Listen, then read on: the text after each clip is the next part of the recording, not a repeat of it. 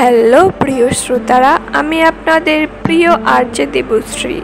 আপনারা সবাই কেমন আছেন? আশা করি ঈশ্বরের কৃপা এবং আশীর্বাদে সবাই ভালো আছেন। আর আপনাদের অসংখ্য ধন্যবাদ যারা আমাদের চ্যানেলটিকে সাবস্ক্রাইব করেছেন। আর এখনও পর্যন্ত যারা সাবস্ক্রাইব করেনি তারা অবশ্যই আমাদের চ্যানেলটিকে সাবস্ক্রাইব করে দিন। আমি আবারও চলে এসেছি আপনাদের সঙ্গে নানান গল্পের ভাণ্ডার নিয়ে। আজকের গল্পটা একটা ভুতুড়ে গল্প।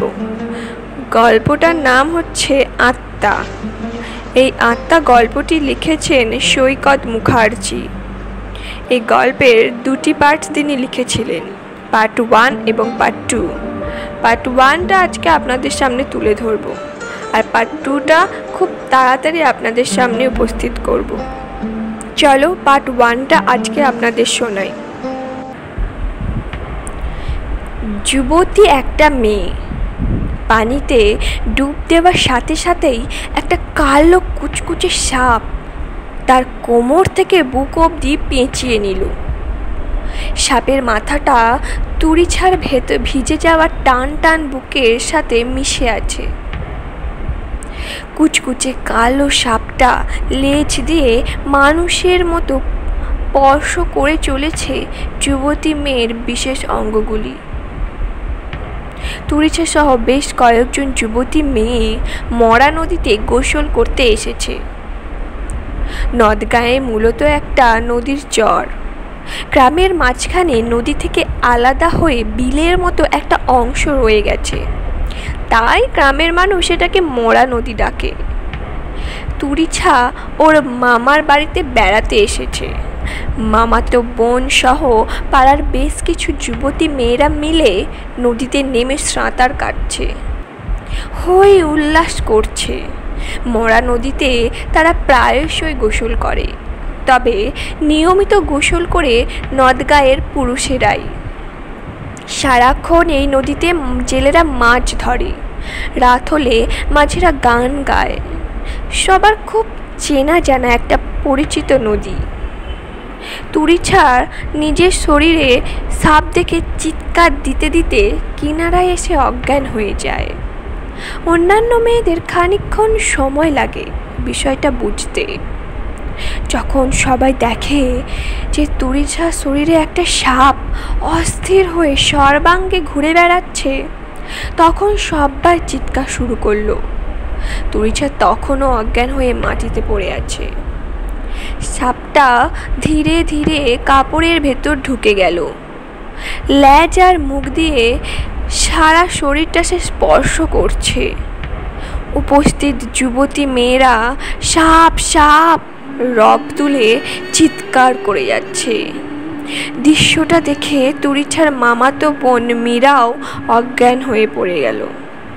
ধীরে ধীরে এলাকার মানুষ লাঠি ঝাঁটা নিয়ে জড়ো হয়েছে তুরিছার চারিপাশে। সাপটা তুরিছার কাপড়ের ভেতরে মিশে থাকায় কেউ মারার জন্য বিশেষ সুবিধা করতে পারছে না।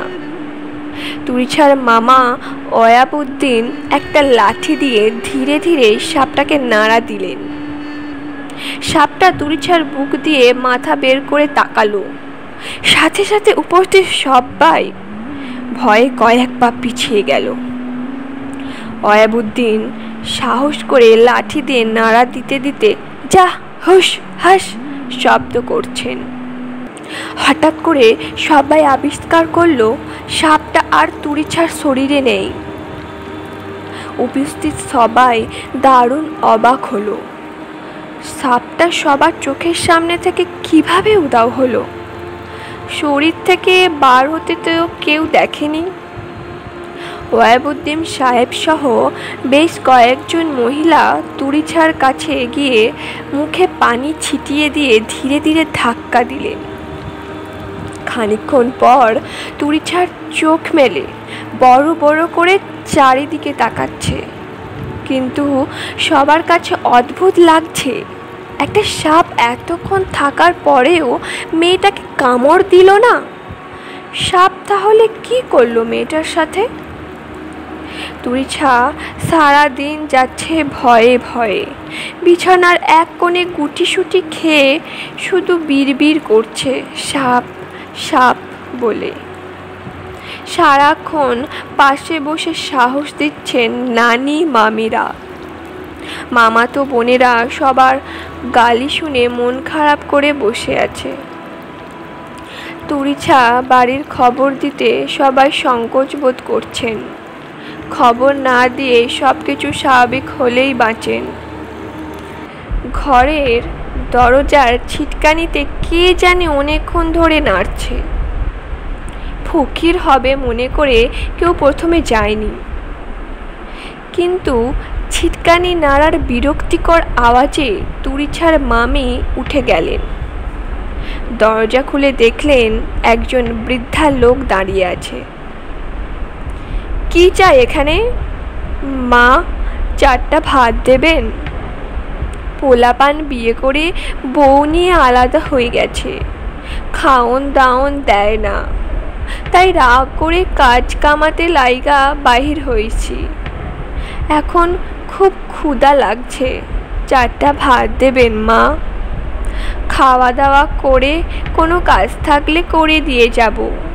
আপনাকেও কাজের লোক লাগলেও আমারে রাখতে পারেন, শুধু থাকা খাওয়া দিলেই হবে মা।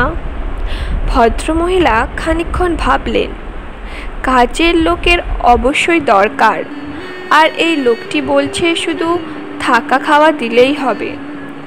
তাই আবার ঘরে গিয়ে স্বামী ওয়ালউদ্দিনকে জানালেন। ওয়ালউদ্দিন সাহেব কেন জানি লোকটাকে সুবিধা মনে হচ্ছে না, তাই তিনি কিছু টাকা হাতে ধরিয়ে বিদায় করতে চাইলেন। টাকা দেবার সময় লোকটির চোখের দিকে তাকানো যায়নি, ভয়ানক বিকৃত চেহারা মনে হচ্ছে। রাত প্রায় 10:30, তখনও তুরিছা পুরোপুরি সুবিধা হয়নি।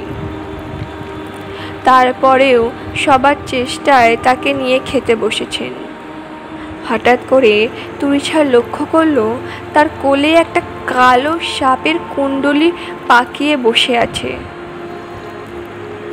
সে সাপ সাপ বলে চেঁচিয়ে চেয়ার থেকে উঠল। ওয়ালউদ্দিন টেবিলের নিচে তাকিয়ে দেখলেন একটা কালো বিড়াল মিউ মিউ করছে। সবাই তুরিছাকে বিড়ালটা দেখে স্বাভাবিক করে আবার খেতে বসলেন।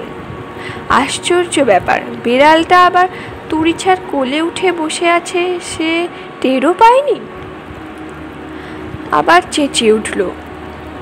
হঠাৎ তখন নানি খেয়াল করলো এই কালো বিড়ালটা আর কতদিন তারা দেখেনি, এটা হঠাৎ কই থেকে উদয় হলো।